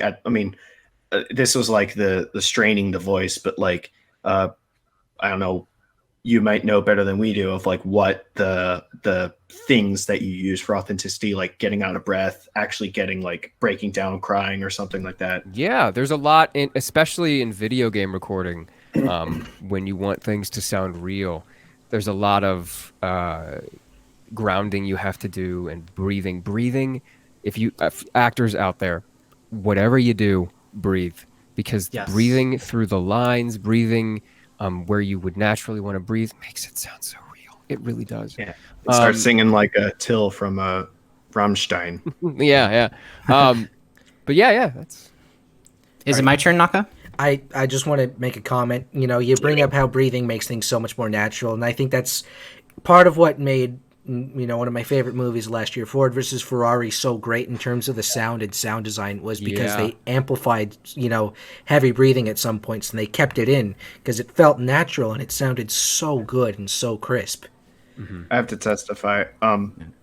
You've seen it, but that was quite a good movie. And the other thing was that the authenticity of the material sounds, like the engine sounds, was also spot on. Oh yeah. But I have to say, I think the favorite movie I've seen overall recently has to be 1917. Excellent movie. I have yet to see that. It's done in a way that it makes it one shot. Like, it's a one. Yeah. They do some clever like fuckery to like stitch it together, but overall I thought it was fucking amazing. And also it was fitting that Sabaton, who writes about history, there are some power metal songs about history, and their last album was about World War One, so fitting. All right, Scarfy, it's up to you. Yes. All right. So one of the biggest questions that I get the feeling when you're dealing with a different language compared to the original Japanese. I actually did watch the original Japanese fan subbed. Yes, I know. I get it. But dude, you like what you like, man. I hate it when people are like so discriminatory. I love it. If you watch the sub, watch the sub, man. It's whatever you want. I'm a language option. I know that. It's more so the fact that the fan subs are like completely they're technically, it's almost sort of tiny considered piracy, but not exactly. Oh, yeah. Okay, yeah. I get you. But I understand that different rules apply on how to work with dialogue and lines and so forth. Do you think it's fair to compare the English dub and Japanese sub of Beastars? Because there was one line in, I believe it was episode 5. It was the last line that Legoshi says. And in the Japanese version, it sounded so much more poetic. And it was the line where he says, "I want to see more of you. If it means that I get to look in your eyes, I'll dirty my tail forever." But you don't say that in the English version, which I thought was... That was completely out of my control. I was unable to, unfortunately, as much as I would love to have the time to, there was only maybe 5 or 6 different things that I myself could shoehorn into the series. Because I, as a fan, wanted a bunch of stuff too. And I got most of it in. There were a couple of things where they're just like, no, we're not doing that. I'm sorry. But as much as I would have liked to go home and read the manga and try and make it a transliteration, it just wouldn't have worked for a Western audience because there's a lot of people. There's more people than just the fans of the show we have to please. Because there's going to be, like I said, I mean, we're all sitting at home watching Netflix now, right? So there's going to be a lot of people that have no idea what Beastars is that are going to flip it on and hear it in English for the first time. So it has to be literally what they do with video games. It has to be localized. It has to be made salient for everybody who's watching it. And again, I disagree. I thought that should have been the line, right? But I can't make everything happen, unfortunately. I know. I understand. So I get it, man. I understand. It would have sounded so much better. But hey, it's it's really out of your hands, like kind of what's going on right now. And on the whole sub versus dub thing, just watch what you like. And for me personally, with Beastars and the anime series Initial D, I've watched all the official fan dubs from Funimation, and any episode that is dubbed by Funimation, I'll watch the dub. I won't watch the subs because I'm so used to it and kind of it's like DBZ. I heard DBZ in dub first, and I don't think I've ever heard DBZ in Japanese. I don't think I want to. It's just how it is. Right. So I'm gonna go. So do you think it's do you think it's fair? Well, I think we already answered this question. I'm going to go ahead and popcorn it over to Naka. Naka, your turn. Yes. Would you say that a theme from Beastars is Innocence Lost, in which all the adult trials that the younger people in furs are confronted with, like Legoshi, confronting the black market, not every day you Louis take down Black, the mob boss. Louis' backstory, the motel. Yeah. Innocent loss, basically. So yeah, dude, Louis' backstory was fucking dark. Yeah, it is. It really is. I here's the thing. I think there's, much like with literature, I feel like there is an infinite number of ways that you can dissect it and figure out what the main themes are. And obviously, Paru had intentions going in. Writer's intention is definitely a thing. Author's intention is definitely a thing. But there are so many other things that you could get out of it. I've heard some of the craziest summations of this show, and I'm like, well, if you look at it from a certain point of view, yeah, that's totally what the show is about. So yeah, I mean, there's myriad, especially for this argument, there's myriad representations that could back up this argument. Innocence lost. I mean, you got the hotel scene. You got Legoshi seeing a naked woman for the first time. These are things you don't forget. So yeah, not only. Sorry, I think there's a database of like common motifs, or like one I thought of for suggested for this was an English class in college, for villains with class. Yeah. You were saying? It's I like to look at it from an acting point of view. From when I was recording, I looked at it more like a Bildungsroman. Sort of like a coming of age story, less so losing innocence, more so, yeah, you're losing the innocence, but how are you going to move forward as an adult with what you've learned, with what you know, with what you have experienced? How there's a line, and I'm gonna get a little emotional here, but there's a line when Legoshi and Haru are in the subway station, and he is running away from, literally they're running away from police, and at one point Legoshi has a change in his expression, and he says, a path is opening up before me. I don't know where it's going to lead, and I don't know what's going to happen when I get there, but I just have to keep moving forward. And if that doesn't tell you that he is experiencing so much crazy stuff in like the 3 weeks that this story takes place, he is just trying to find a way to keep moving forward. He's getting over depression. He's getting friends. He's opening up a bit more. If you can tell, the last 2 or 3 episodes, Legoshi sounds a lot more confident. He sounds like he's literally patched up. Like, he's got scars. He's got physical and mental scars.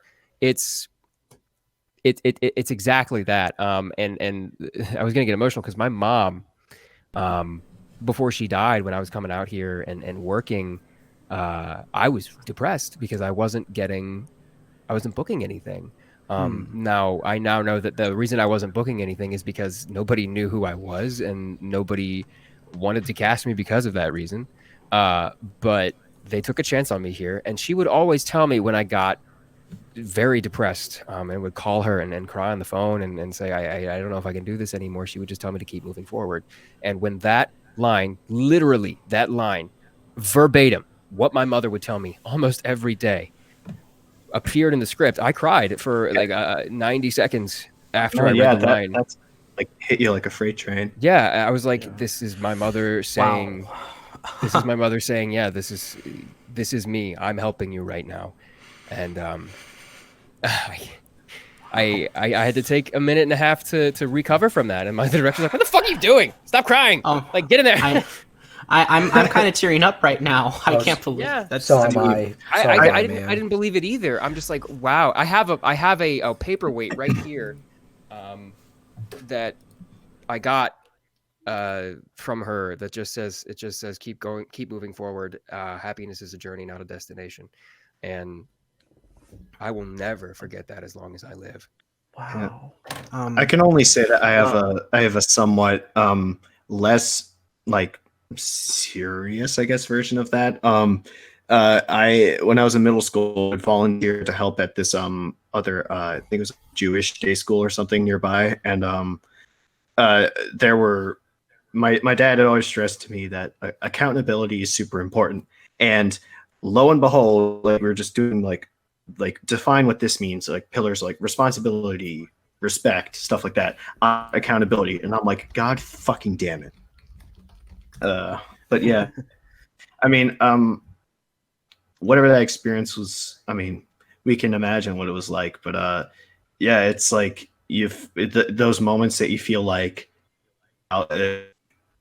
shit's real, it's coming together. Yep. And it means a lot.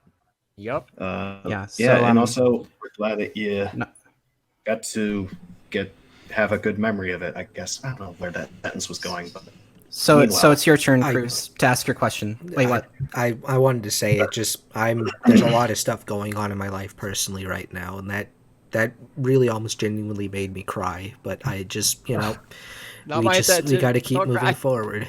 Let's have a group cry. And yeah, it's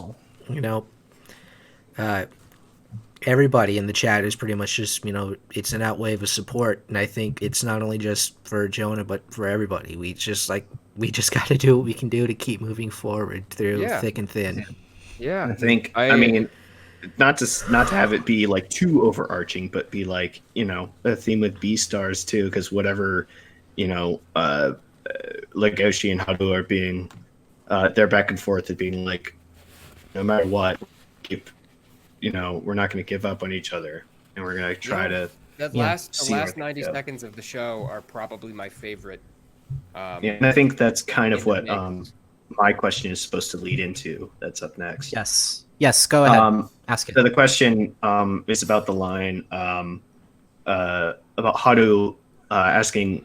I don't know if this was in that last 90 seconds, but it was will be the rabbit that. Wait, Haru. The rabbit. Okay, I'm sorry, I mixed it up. Haru, will you be the rabbit that tames this gray wolf? As you said, Legoshi is saying that one species, god damn it, cannot survive without the other, and like how at times, even though they're polar opposites and do oppose each other, that they, in like light and dark, kind of like need each other to exist. Obviously, not to get like too philosophical, I guess. From a primal standpoint, they need each other to exist. That's just how it works. That's how this world works. They found a way to move around it for the time being, but that's just how the instincts work, as we learn. But when he says that line, I believe, personally, when I was performing it, I believe what he was saying there was, finally, it took him almost killing somebody, but finally, he is okay with who he is. Yes. He said multiple times in the show, I'm so depressed. I've been so depressed. I don't know how to get over it. I've tried getting it over it myself. It just isn't working. He is scared of people. He hides constantly. He tries to stay in the shadows. In the first episode, we barely even hear him speak. And in the last episode, he has 80% of the dialogue. And it's finally him coming to terms with who he is as a wolf, as a gray. Well, he says it literally as a gray wolf. That's what I believe it is. And it could definitely, like I said earlier, that you can find myriad ways to explain any argument you want. That's why we went to school, right? We wrote those 5-paragraph essays for a reason. But remember when essays were simple 5? Yeah, I remember when essays only had 5 paragraphs. Now I'm in college and they went 10 pages. Come on. Yeah. I'm in my last year, and we now have to do it from home. But I think that what you were saying to the question was kind of what I was going to maybe suggest. That was sound. About them personally, like kind of, it's on different levels of like predator prey and like them needing each other and not needing each other, but when. The more I was going to say this, the more Legoshi seems to talk to Haru, and also Juno, for that matter, he seemed to find more about himself as well.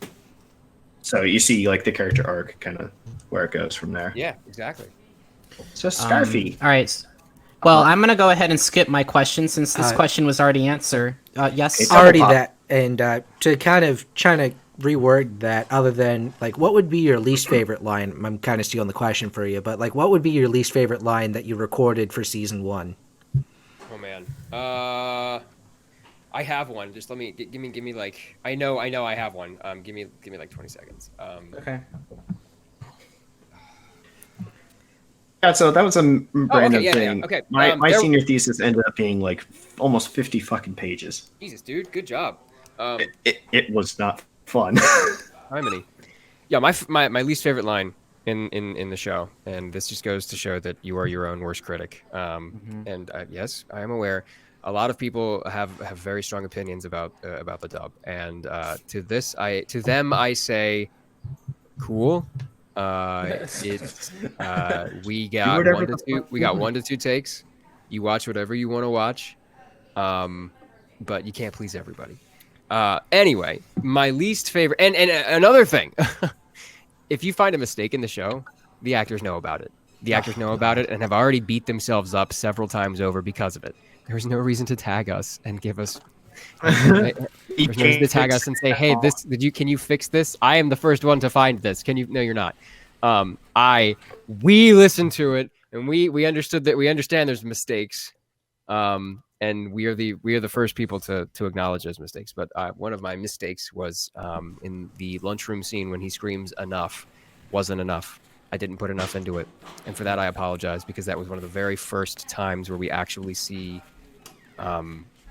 the confident Legoshi, and I didn't give it to you guys, and I'm sorry. I think it seems like it was just kind of like it sounded more like, I don't know it depends on what you were going for, but it sounded like midway through saying that he surprised himself that he was even speaking, and then he sort of stopped. Yeah, you're kind of like enough. So like didn't quite cut off the word, but like toned it down midway. Yeah. So Naka, there is a question that I did want you to ask. Want you to ask, and I do want you to kind of read this word for word because this is important. Yes. Right. It is apparent that the furry fandom that Beastars is often compared to the Disney movie Zootopia in terms of story, characters, and central theming, calling it a darker version of Zootopia. This is a question that we all want to know more from Paru Itagaki, which we would love to hear from her if she ever went to a con, but since she's not here, have you seen Zootopia? And how would you go about saying that they are still quite different from each other?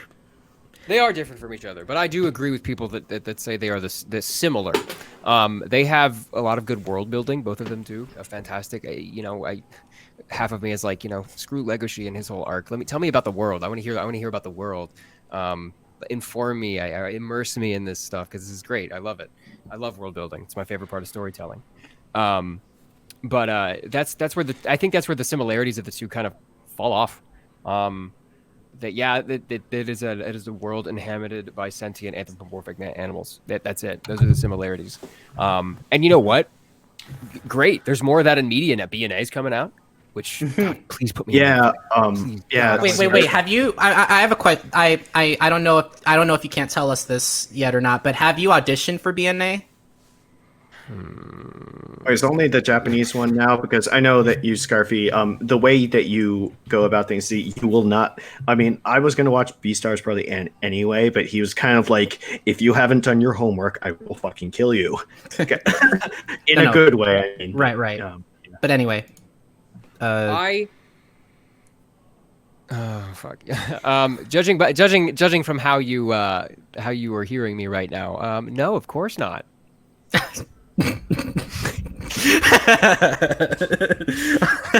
All right, well, we're just gonna... And I know there are auditions coming out too, but right. I don't know. I certainly haven't auditioned for BNA. No. Okay, you may be hinting at something, but there's NDAs and stuff that could get you burnt if you say anything directly, or even. Don't worry, no one wants the show anyway.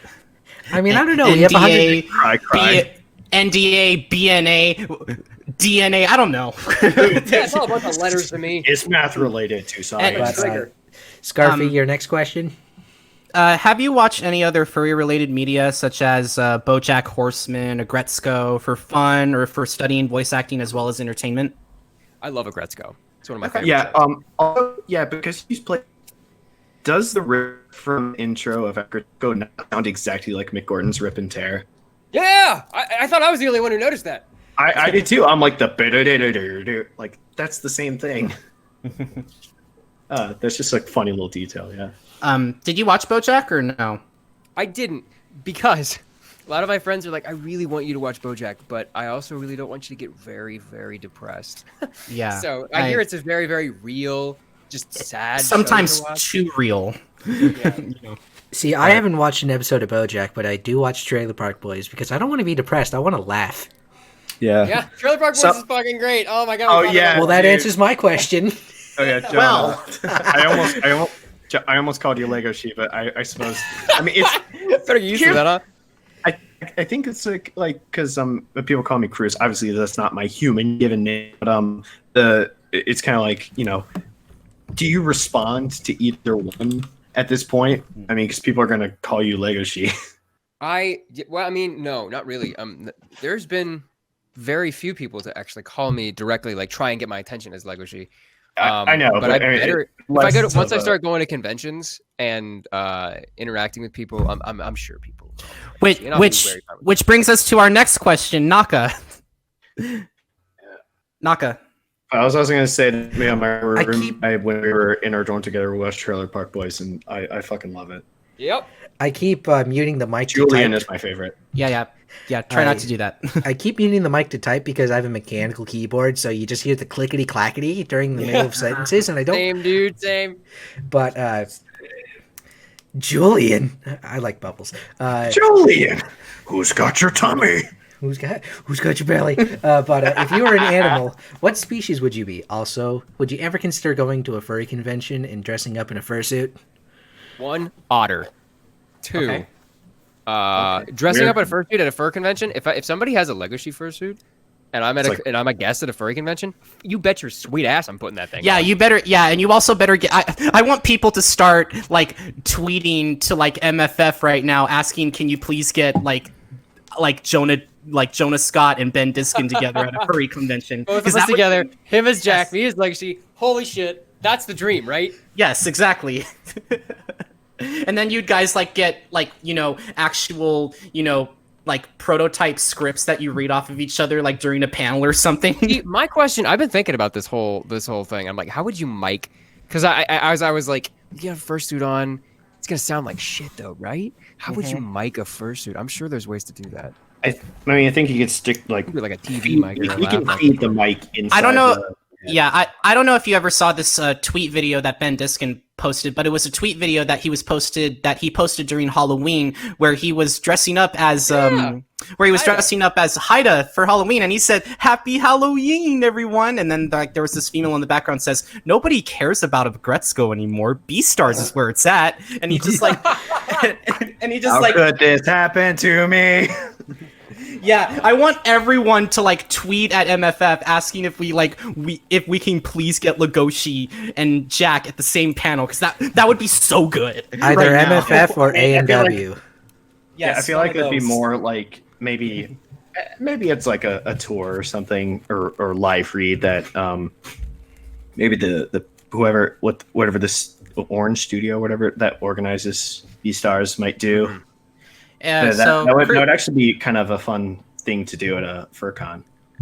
Hey, so Kruz, it is your turn right now. So yeah, you've mentioned that there were other roles you went to audition for rather. Yeah. What are some dream characters that you feel like you've wanted to voice, even if they've been voiced already, that you feel like you'd be good to do, or dream characters? I want to voice like I've had more dream like archetypes, less so like named characters. Well, I would like to. First of all, I would like to play Spider-Man, but every male voice actor wants to play Peter Parker ever. So that's kind of out of the bag. But Nightwing would be cool. I feel like I'd make a pretty cool Nightwing. Something like this. Like you mean for like the Arkham games? Yeah. Yeah. That I feel like it'd be like talking to Batman and just be like, "Thanks, Dick." I just love how subtle that is. All right, so Naka, I believe it's your turn. Yes, it is my turn. I mean, other than your Twitch streams, what are your favorite things to do when you're not voice acting? Oh man, I play a lot of D&D. 5e. I do some tabletop games. I do a sci-fi tabletop game with my friends. I was actually doing D&D, obviously online with our my friends last night. That was fun. Nice.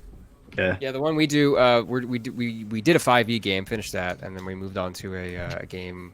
They use D6 system called Beat Saber, and it's like a sci-fi, or not Beat Saber, Beam Saber rather. Like the game Beat Saber. Yeah, no, Beam Saber, and yeah, it's been pretty fun so far. I do a lot of that. I play a fuckload of video games, probably too much Overwatch, Apex Legends. I play a lot of story-driven games as well, and I'm on stream. Plug in my stream, twitch.tv/JonahScoot.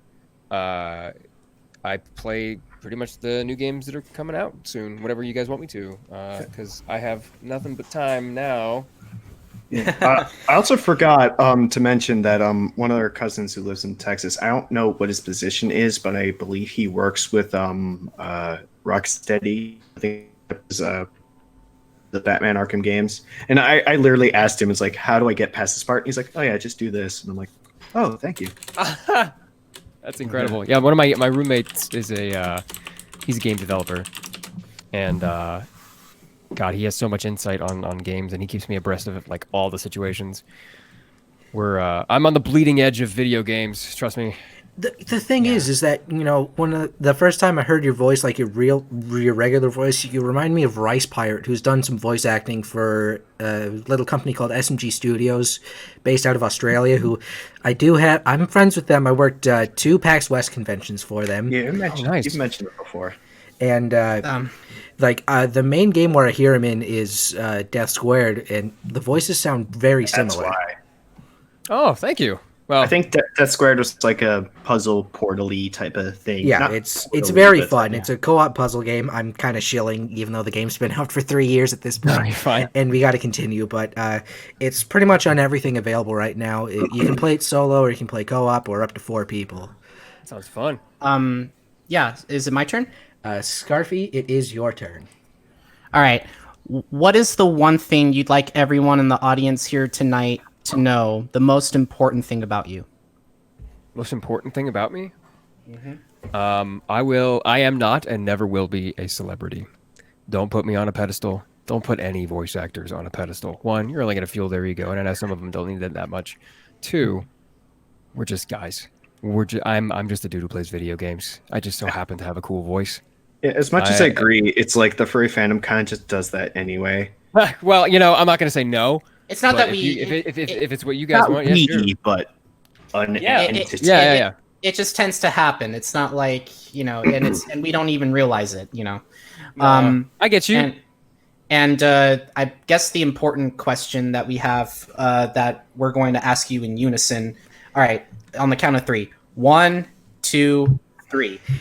Do you believe in legalizing? Legalize it, man. Legalize. Hell yeah, man. Yeah. Man, I keep losing $350 every night. I need about $350. You need to stop making such big bets. All right, but that's the fine. It's like, I bet you won't howl. I bet you won't. We do want to spend some time asking some fun questions. However, I think we should get you can give us some lines that we can give you to read as Legoshi or any other character, correct? On the show. All right. So there is one line that I want you to read. How do we just send it to you, or do we want to send it on chat, or? Yeah, you send it like wherever I can see it, just as long as I see the text. All right. At that point, do you have a line that you want Legoshi to read, or I'm sorry, Jonah Scott to read? Naka? Yeah, anybody? I do. I told you the Freudian Slayer. I'm basically just pulling this right off of Wiki Quote, so I will send that to Scarfy, who can then send it to you. Okay. But basically, mine's kind of an intro to one of the most famous games of all time. That came out in 2004. Okay. I can't. Wait. I'm gonna send it to you via Twitter. Can I do that on Twitter? Yeah, sure. All right, cool. Scarfy, how do I tell you, Mom? Just send it to me on Telegram, and I'll send it to Jonah. All right, so this is the first one from Naka Inu. All right, here you go. That's me. That's me. Okay. Rise and shine, Mr. Freeman. Rise and shine. Not that I wish to imply that you have been sleeping on the job. No one is more deserving of a rest, and all the effort in the world would have gone to waste until, well, let's just say your hour has come again. The right man in the wrong place can make all the difference in the world. So wake up, Mr. Freeman. Wake up and smell the ashes. That was fucking great. I have chills, man. Woo! It's time. It's time. There's one I have that it's a bit lengthy, but like the words that are in it are really creepy and cool. Sure. So I'll see what Anyway, this is Half-Life is is one of my favorite franchises of all time, and that was fucking great. And I'm so glad I'm gonna have that on my hard drive forever. All right, so I have a quote from Naka. I'm just taking the time to actually set up mine. All right. Oh, well, sorry, not from Naka, from Kruz. It's been a long day. So that's the one that you want to read. That's the one that you want him to read, right, Kruz? Yeah, I sent. They're just two short lines, and then one is like a part from a song. Okay. You don't have to sing it, but just saying it is enough. Okay. It's good. All right. Here you go. Okay. Oh my god. Rip and tear until it is done. A steel horse is what the henchmen ride. That's good. I was just listening to that Song of Testament that had that lyrics. It's Chuck Billy is one of my favorite vocalists. One of the best ways he does it is just like combining the growling, gravelly vocals with like melodic stuff. Yeah. And that's the song's about like a biker gang in LA or something. Is that it, Kruz? The other little chunk was a thing I sent you, but it's like it would sound so fucking ominous. It was just read out. Okay. All right. I don't know if you've seen it, but it's by a band called Black Fast, and they're from I think either St. Louis or Colorado. One of the two. I think they changed it, but yeah. Okay. So, do you want to read it, Jonah, or do you want? Yeah, I'll read that. All right, go ahead. Once more I stand in awe and weep before such visions. What's more, I'm looking on your temples as they burn. I've shook the ground before to rid a surface nuisance, but never have I had the pleasure to look upon such works. I've buried all your cities. You pissed away your lives. I've relished every second of your eventual demise. So fight yourselves and eat your fallen, hiding from your truth. I always have, and always will be, here when you are through. All right, that is amazing. Fuck yeah. One obviously request. Obviously in the regular version of the song, the guy who I've met the singer who is screams it. It's like it's such like a terribly triumphant thing, like a very Doom-esque kind of like I am the apocalypse. I'm bringing the fucking end of the world kind of vibe. And you, I think it was around midway, like the way that you sped it up and then stop or slow down. I think that was. I mean, obviously you're fucking trained to do this, but like I thought that was perfect. Yeah, thanks. Awesome. I did too. I like reading poetry, like almost like they're sonnets. What were you gonna say, Naka? It's like two people in the chat. Well, one was like war never changes, and then somebody was like EA Sports. Of course, it's in the game. All right, so I'm gonna go ahead and send my. Really I'm gonna. All right, hold on. I'm gonna go ahead and send my quote to Jonah, and then Naka is gonna do the finishing line. All right, here's the quote that I'm sending to Jonah. Jonah, here you go. All right. And I think you're gonna recognize this one immediately once you start reading it, because Naka and Kruz and I are huge fans of the show. Pan Dad. Is that what Nathaniel said? Here we go. Sorry. Pan Dad. Sorry. Pan Dad. Flintstones? Oh! Hold on. I'll take, you ready? Yeah, we're ready. Go. Hold on a second. Wait, what's Kyle going on? just donated $50. Woo! Oh, Kyle donate. Kyle, thank you so much for the donation. Hell yeah, man. Kyle. If there's don't congratulate him too much. He does this all the time. do we want to put the stream on the thing? I mean, I'm gonna go ahead and do it here. If you guys want to donate, there you go. We're not asking for it today, but here. There's the link in the description in the chat. You just have to copy and paste it. Anyway, I'm gonna go ahead and read, and then Naka will do the finishing line. Okay. There we are. I'll take a 4 double triple bossy deluxe on a raft, 4x4 animal style, extra shingles with a shimmy and a squeeze, light axle grease, make it cry, burn it, and let it swim. We serve food here, sir.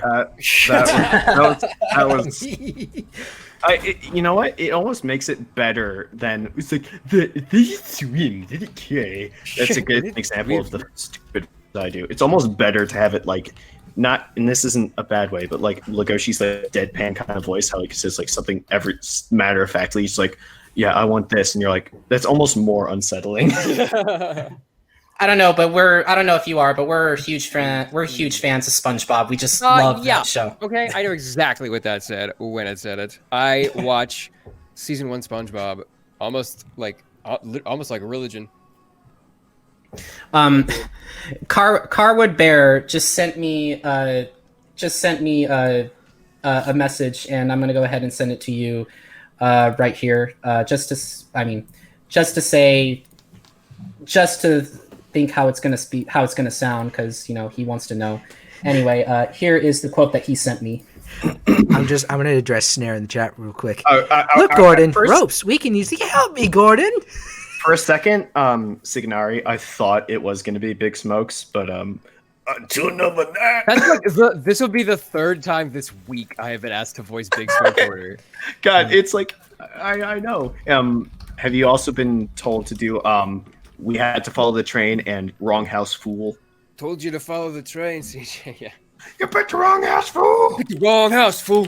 Anyway, we're not gonna actually. I have to retract that. I actually got a little bit of a confusion. Sorry about that. We're not going to do that.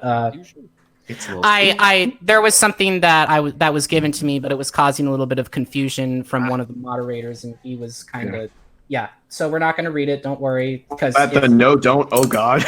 Anyway, that sounds like panic. Right. Anyway, how much time do you have left with us today? I got about maybe 10 minutes. Okay. What do we want to ask him? There are like 2 questions that the chat that really stuck out, because we kind of answered some of them throughout the show. Is there any part of Beastars that you think lines up with real life? Well, I mean, yeah, it's obviously commentary on like race and segregation and that kind of thing. But I guess they have a lot of, school for one. They're pretty much schooling is the same in Japan, I guess. It's supposed to be modeled after a Japanese high school or Japanese boarding school or something like that. But other than that, and like, they have to eat and they go to restaurants, and I guess it's Shutter really wants to know because normally I tend to belch a lot, but I have in respect to Scarfy's wishes have restrained myself during this particular show. We just wanted to make sure at any point did that come up in Beastars where you had to make a sound yeah, I've had to make several sounds. The one that I'm actually most proud of is in the very last the second to last episode. They're in the Love Hotel, and he has to make a certain sound with his mouth. That's all me. The sync, everything. I made that entire sound as it was syncing to picture, and I'm very proud of that gulp. I am very proud of that gulp. But this is honestly because I don't have that specifically good of a memory. Can you give us an idea of what that sound was? It was like he's breathing out, and he has to his breath catches, and he's like. He has to gulp. I can't do it because I actually had water and a bunch of other equipment. Is it like when you have the gulp and then you start coughing kind of deal? Yeah. I remember the scene, but I don't remember exactly what everything sounded like. Yeah, I sometimes you forget that when you're doing the voice actor, you kind of do all of the sounds that they make. Yeah. So and there was another one. Well, yeah, I'm going to combine these two. It's how do you become a voice actor, and sources to find some voice actor gigs. How do you become a voice actor? Long story short, get on stage. In my experience, get on stage. Learn how to act on stage with other people. Learn how to do a show, and then you can kind of take that really base theater knowledge of everything, of how a show operates, of how production works, of how front of house works, of how the lights work, everything. Learn about it all, and then take that, because when you're doing a show, you have a lot of spare time. You can just be asking people questions. Take that and move it over to film, or move it over to voice acting, and it's the same general structure, right? But there's some of the mechanisms have moved around. So it really gets you. It's a very good, I like to say, it's a very good apprenticeship job, because you can take that structure and move it around. Because it's been people have been doing stage work the same for hundreds of years. And since we're limited on time, I think we should only do one question. Since I think we should all do one question. From our fun questions. Yes, correct. Yeah.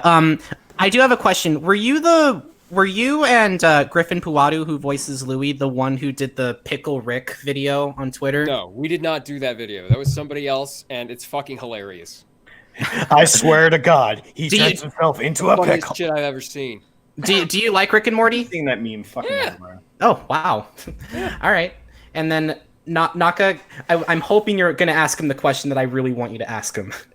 Well, there was, the fact that you read the G-Man intro kind of answered one of my questions for me, but how was it finding out that Bad Dragon basically gave you a sponsorship in loot box, and you unboxed everything on, what was it, Tuesday, the 24th of March? Yeah.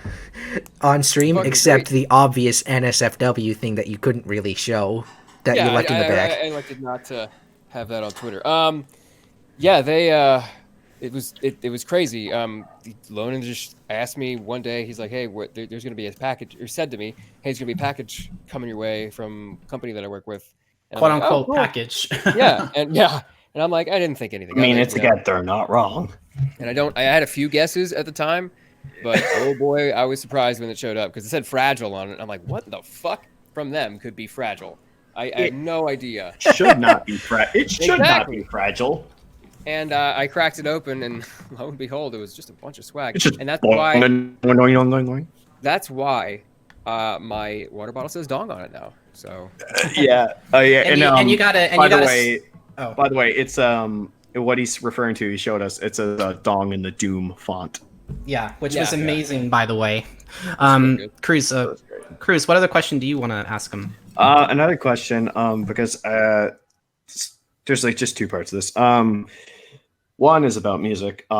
Since, you and I both enjoyed both of the recent Doom games. Are you at all? Because I don't know if you can see our background, but I'm huge into heavy metal. Is there stuff that you listen to that's also heavy metal, or what other stuff do you listen to? I listen, not a whole lot of heavy metal, but I am a huge fan of 80s hair metal. I love 80s hair metal. Do you also know like Steel Panther? Yeah. That stuff was good. It's a little harder, but yeah. Death to all but metal. Van Halen? Fuck yeah. Absolutely. All right. Eruption. Best solo ever. Yeah. There actually was, because I mentioned both of those bands. It was at a Steel Panther concert. There's a video of a guy who they invite a kid up to play guitar a little bit, and he starts playing Eruption, and you see the guitar player just staring at him like, nice. "I'll fucking kill you." Have you seen that? So good. Yeah, it's pretty funny. And he's like, "This motherfucker's gonna steal my job." The other thing was because I am a beer connoisseur. Do you got a favorite, or also in Cincinnati, Ohio? There is a small brewery in Cincinnati, Ohio, Rheingeist, and they make. I assume that's with like the Germanish spelling. Yeah. They make it's RHINEGHEIST, S.E.I.T, I think. Ryan But they make the best double IPA, Truth. It's called Truth. It is fantastic. That's funny because I see it now, but a local brewery to me, Flying Dog from Frederick, Maryland, one of their, I think their double IPA is also called The Truth. Oh, that's nice. I'm not as much an IPA guy, but I've gotten more into them. I like Dogfish Heads more, but yeah, I'll check them out if I can find them. Do it, yeah. They've been surprisingly everywhere. I haven't tried to find them out here in Los Angeles, but I don't know if you'll get them. I don't know if you'll get it in Los Angeles, but I think the best brewery I've come across is Adroit Theory from Virginia. ADROIT Theory. They make fucking amazing beer. So, well, we only have a few minutes left, so we want to ask you one more question that we don't tend to ask people on our show, but we were wondering if you can start a howl with us. Yeah, you guys ready? Yeah, are you Naka, Kruz, are you ready? Mm-hmm. All right.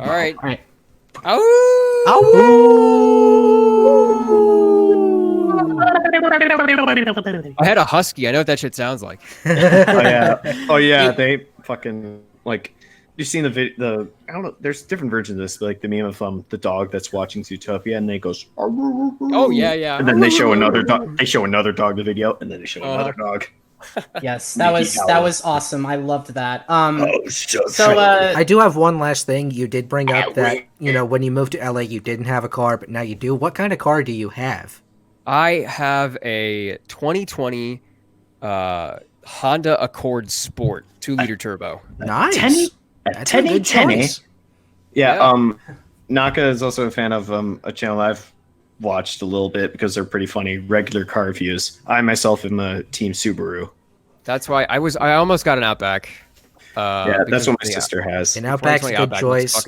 She has an Outback. I have an Impreza. Yeah. So well guys, it is time to wrap it up. We do have something that I do want to say. Like, comment, and subscribe. Subwuffer Entertainment. Also follow us on Twitter at SubwufferET. Please hit that bell. You can also follow Jonah Scott on Twitter. Do you mind? I got that. I got that link. Plug your shit, boy. There you go. Or someone else do it. Yes, you can follow Legoshi on that Twitter account, and I'm kind of expecting a lot of things to happen by that time. So. Your Twitch is at Jonah Scoot, right? Yes. My Twitch is twitch.tv/Jonah Scoot. It's funny that someone says Mazda and that there was another person in chat named Zoom. But Jonah, do you also have a accompanying YouTube channel with your Twitch, or do you just? No, I do. If you search my name on YouTube, you should find it. I'm gonna start because my stream's picking up, and I'm probably gonna be able to do it part-time. Actually playing games. Yeah, because I'm thinking of something like a Brown Man kind of situation where he does it on Twitch but posts VODs too. Yeah, I was just gonna throw my VODs to if we reach our next sub goal, I'm gonna throw my VODs. Yes, so like, comment, subscribe, wash your hands, clean your beans, do your homework, eat your kids. I don't drink know. Your beer. Watch Beastars. You already that was already your assignment. But if you haven't done it, you can still get credit, but it'll be 20 points off every day that it's late. Yes, but anyway, guys, it has been a fantastic show as always. Please join us for another show. We don't usually have interviews or videos like this. Our usual getup is completely different from our normal getup. But anyway, guys, my name is Scarfy. I'm Naka, and I just want to say thank you, everybody, for turning out either to the live stream, for subscribing, for liking, for doing basically whatever you did. Thank you so very much for tuning out, and we hope to see you guys next week with our regular show. Yeah, because we got some good shit to talk about. Did you forget my name was Kruz? And of course, we'll have a huge thank you to Jonah for taking the time to come to our humble treehouse and have what was honestly a lot of fun to stream. Glad you guys had fun. And of course, we are joined by the lovely Jonah Scott. Kruz just said that. Shy lanky boy. I kind of ruined it, didn't I? A little bit, but we'll see you guys. We'll see you guys next week. Thank you so much for coming out, and take care. Anyway, guys, stay awesome, stay awesome. Have a good night, guys. Goodbye.